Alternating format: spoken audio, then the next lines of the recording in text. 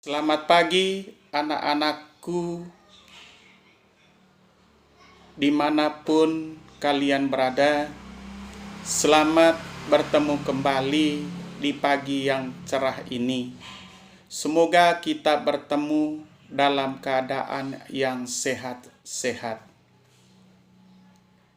Pada pagi hari ini kita lanjut materi kita, lanjutan dari materi minggu lalu, yaitu tentang klasifikasi 5 kingdom.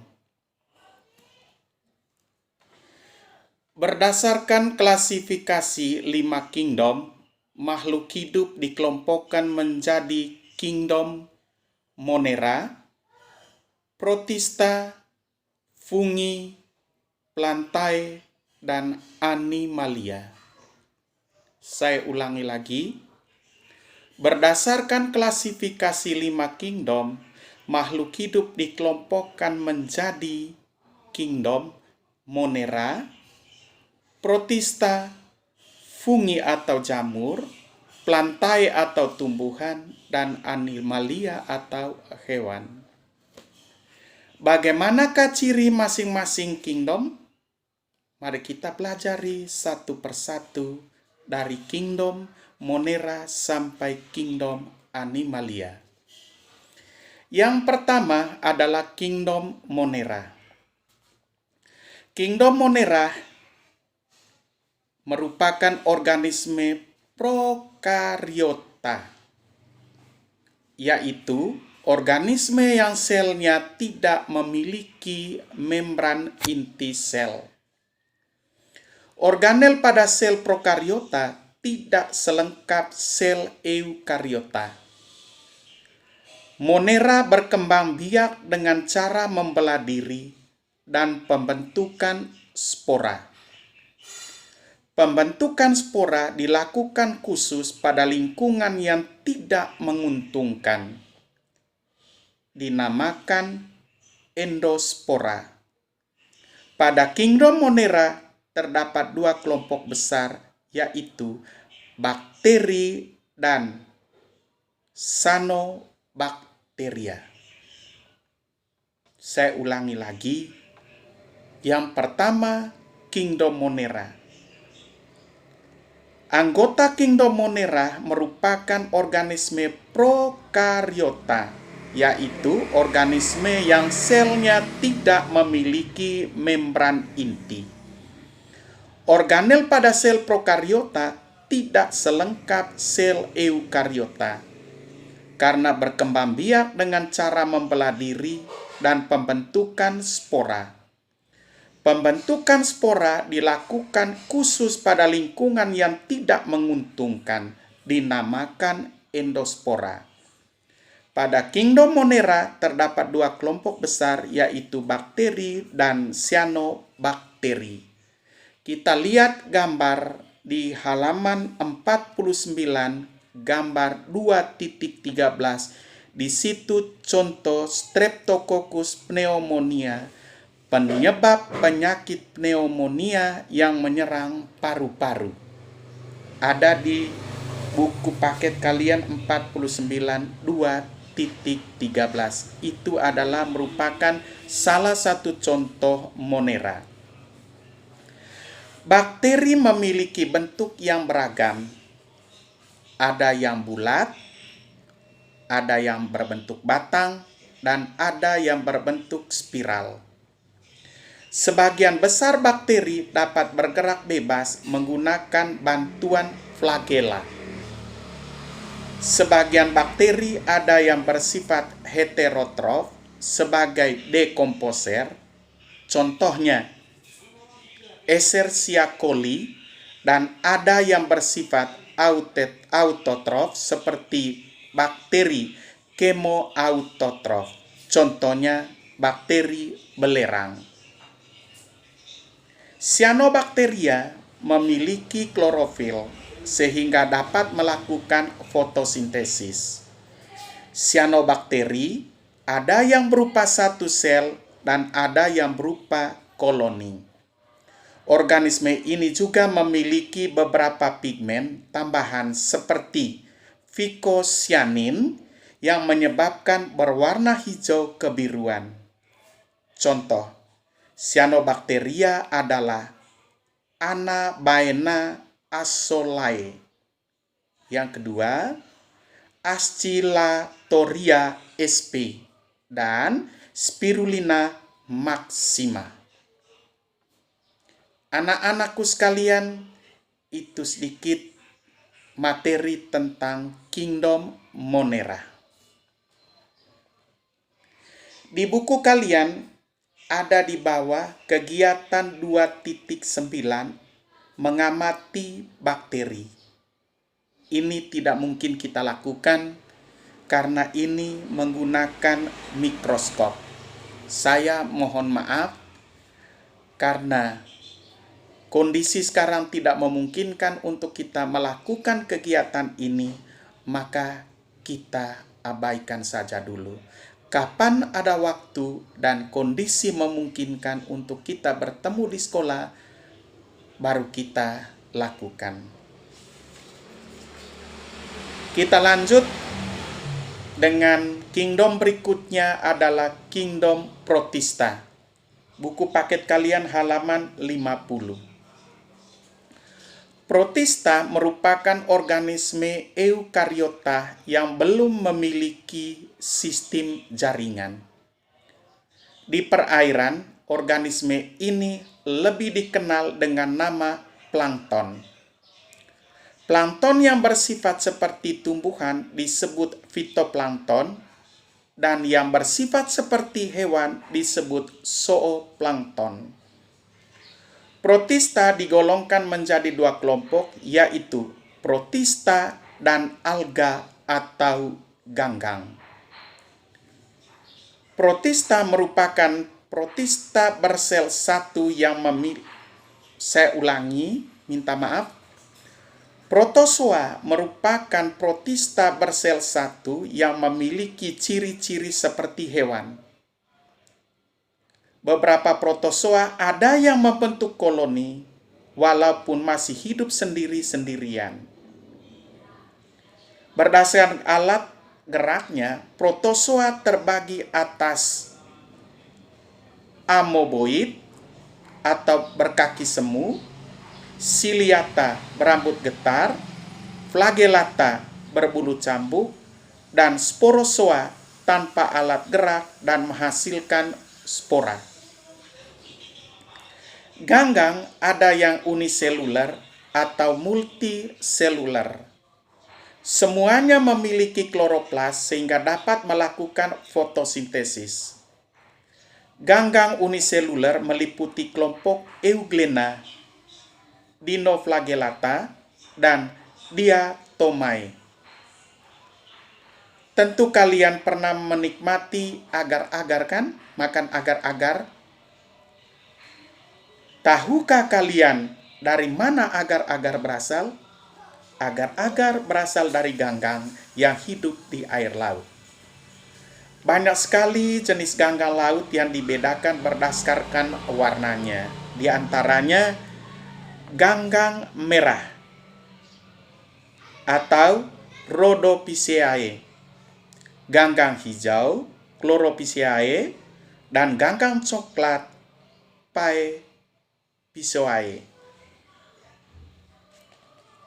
Anak-anakku sekalian, saya ulangi lagi, kalian buka buku paket halaman 50, lihat gambar di 2.15 dan gambar 2.16.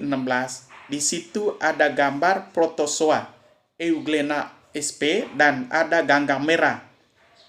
Gambar 2.16. Itu sebagai sumber pembuatan agar-agar.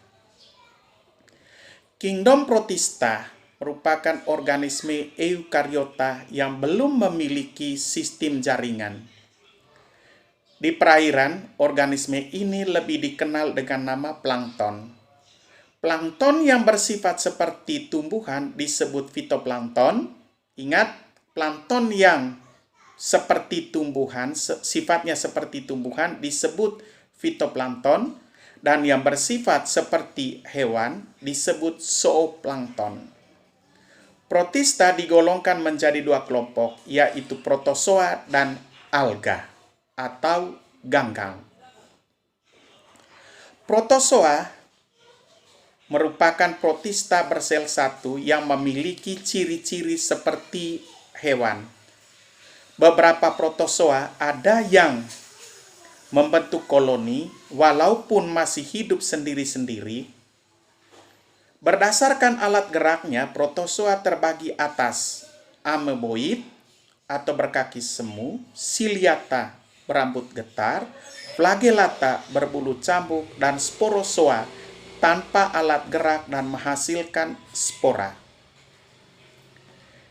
Ganggang ada yang uniseluler atau multiseluler.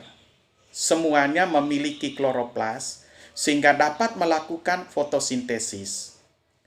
Ganggang uniseluler meliputi kelompok Euglena, Dinoflagellata, dan Diatomae. Tentu kalian sudah pernah rasakan agar-agar. Kalian tahu dari mana agar-agar itu berasal. Jadi, agar-agar berasal dari ganggang yang hidup di air laut.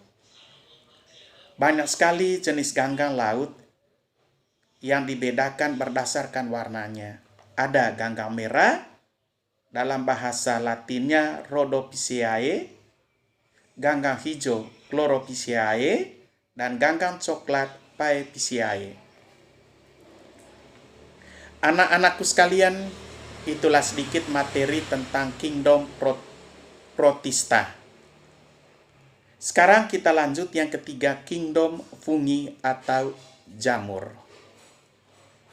Makhluk hidup yang tergolong ke dalam kingdom fungi atau jamur memiliki ciri-ciri utama sebagai berikut. 1. Bersifat eukariotik. Tidak berklorofil sehingga tidak dapat membentuk makanan sendiri. Tersusun dari satu atau banyak sel. Berkembang biak dengan spora atau dengan bagian talus tubuhnya. Hidup sebagai organisme saprofit atau pengurai, parasit, dan bersimbiosis dengan akar tumbuhan.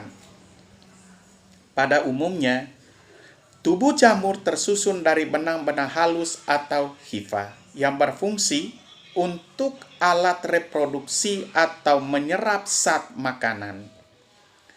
Beberapa jenis jamur yang dikenal di masyarakat adalah 1. Jamur roti. Lihat gambar 51, ada roti di bawah. Jamur roti dalam bahasa Latinnya Rhizopus stolonifer.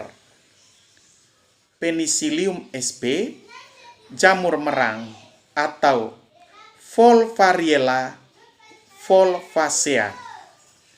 Jamur kuping Auricularia aurielu atau aureola. Dan jamur oncom Monila cytopila. Saya ulangi anak-anakku, kingdom yang ketiga adalah kingdom fungi. Lihat gambar, ada jamur roti di halaman 51. Ada di gambar 2.17. Itu contoh jamur tiram. Makhluk hidup yang tergolong dalam kingdom jamur atau fungi memiliki ciri-ciri utama sebagai berikut. 1. Bersifat eukariotik. 2. Tidak berklorofil sehingga tidak dapat membentuk makanan sendiri. 3. Tersusun dari satu atau banyak sel. 4. Berkembang biak dengan spora atau dengan bagian talus tubuhnya. 5. Hidup sebagai organisme saprofit atau pengurai, parasit, dan bersimbiosis dengan akar tumbuhan. 6. Pada umumnya, tubuh jamur tersusun dari benang-benang halus atau hifa yang berfungsi untuk alat reproduksi atau menyerap zat makanan. Beberapa jenis jamur yang dikenal di masyarakat adalah jamur roti atau Rhizopus stolonifer, Penicillium sp, jamur merang, jamur kuping, dan jamur oncom. Anak-anakku sekalian, di halaman 51 ada kegiatan 2.10. Itu kita abaikan karena kondisi dan kita tidak mungkin melakukannya. Sekarang kita lanjut dengan kingdom berikutnya adalah kingdom plantae atau tumbuhan. Tentu kalian ingin tahu apa yang membedakan tumbuhan dengan organisme lainnya. Tumbuhan memiliki ciri-ciri antara lain berklorofil dan dapat melakukan fotosintesis, multiseluler, serta memiliki ukuran tubuh yang jelas berupa talus atau akar, batang, dan daun. Kita buka buku halaman 52. Yang pertama, pengelompokan tumbuhan berdasarkan ada tidaknya bunga. Berdasarkan kriteria di atas, tumbuhan dapat digolongkan menjadi dua kelompok besar, yaitu tumbuhan tidak berbunga atau berspora dan tumbuhan berbunga atau berbiji. Tumbuhan berspora dikelompokkan menjadi tumbuhan lumut dan tumbuhan paku.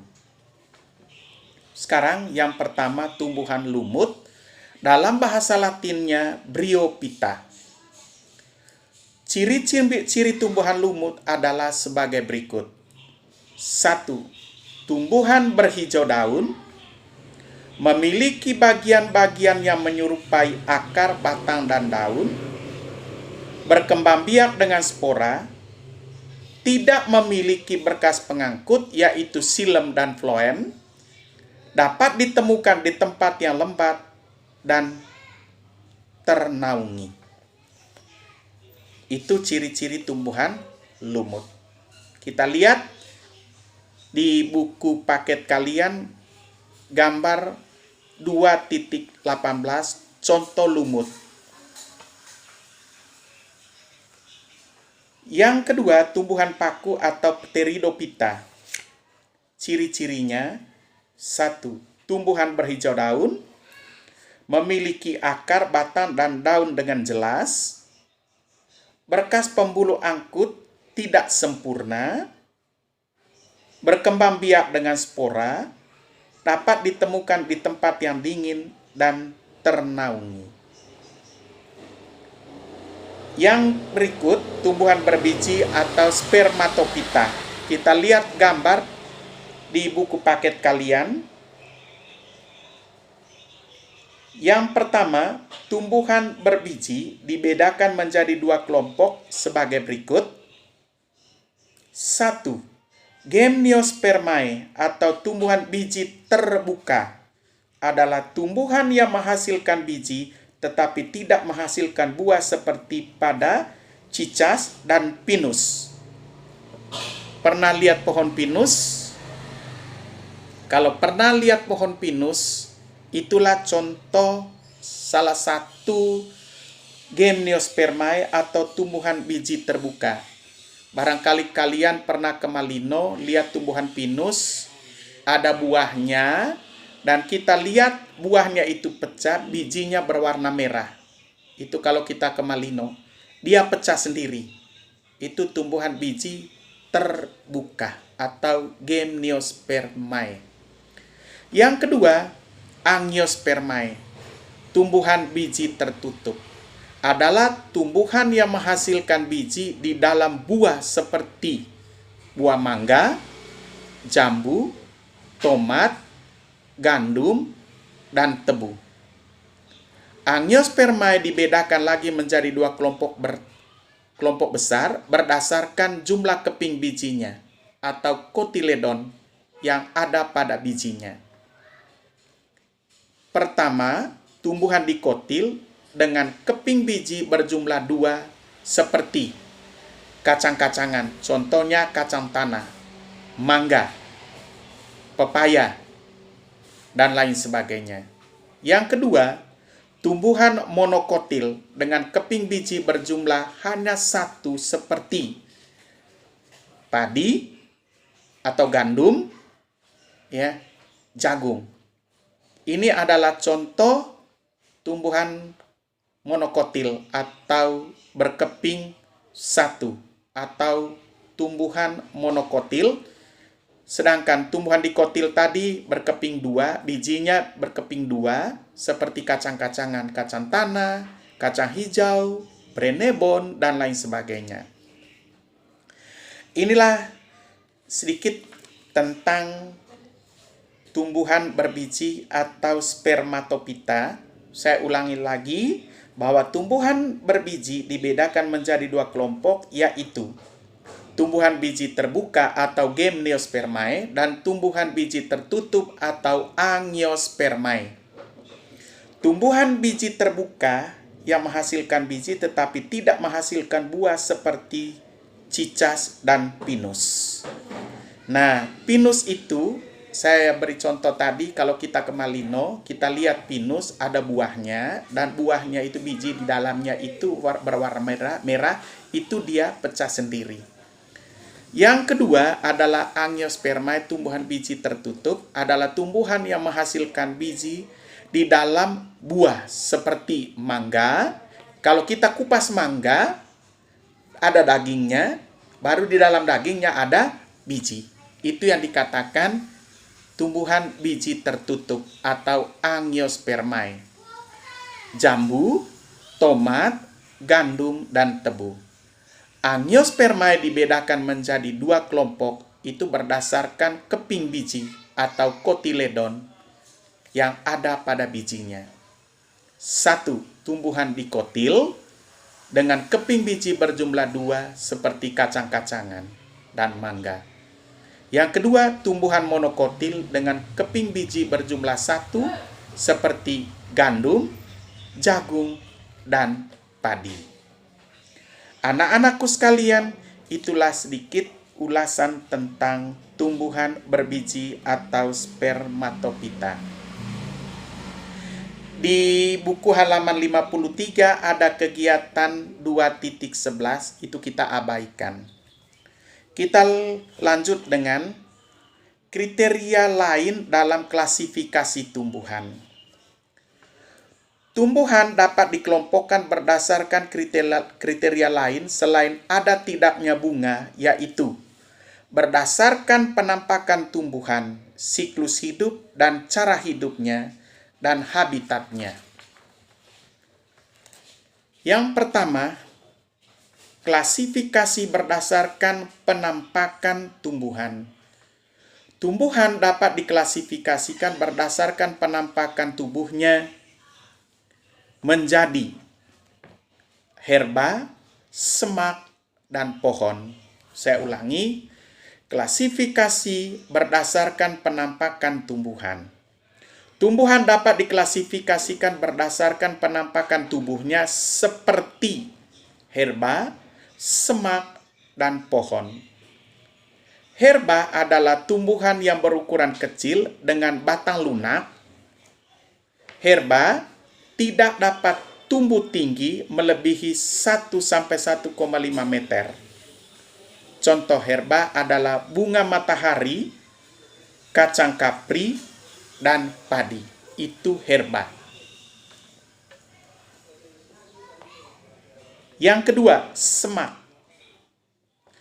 Memiliki ukuran yang sedang dengan batang berkayu dan keras. Semak banyak tumbuh di atas permukaan tanah. Contoh semak adalah tumbuhan mawar, jeruk, dan delima. Yang ketiga, pohon. Adalah tumbuhan yang tumbuh tinggi dengan batang yang keras dan berkayu. Pohon memiliki batang utama, tempat tumbuhnya cabang-cabang, dan daun. Pohon biasanya hidup selama bertahun-tahun.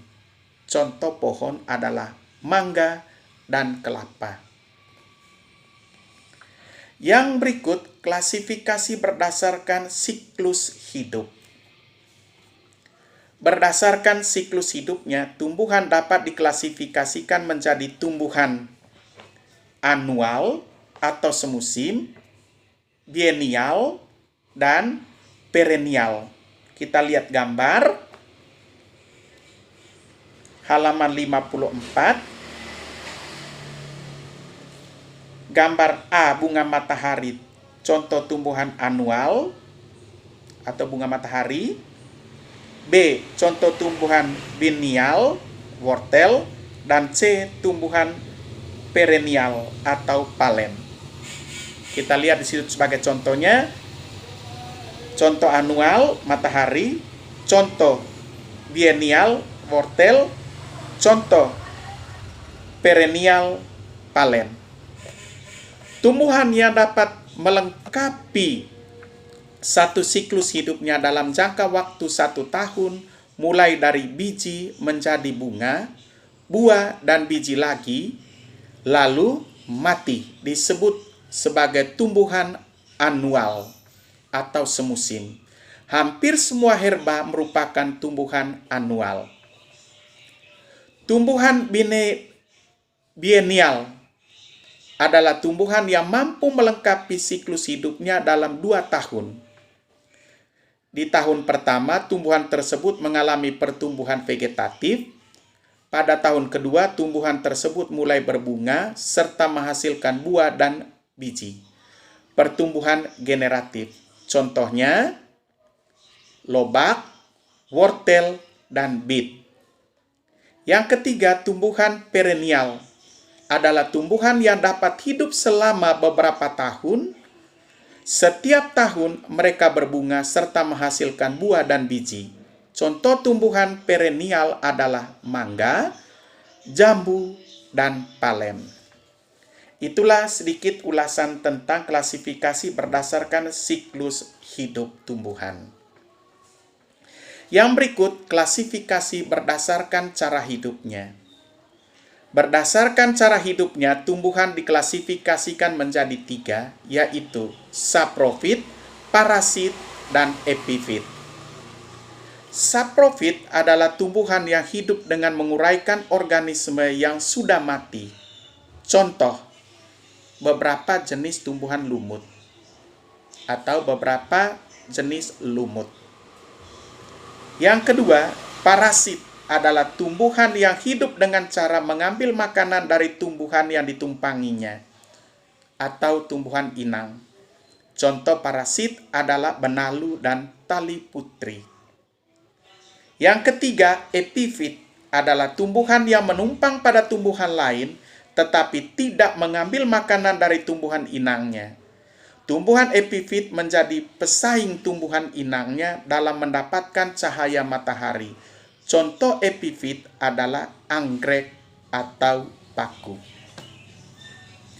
Itulah sedikit ulasan materi tentang klasifikasi berdasarkan cara hidupnya. Yang berikut klasifikasi berdasarkan habitatnya.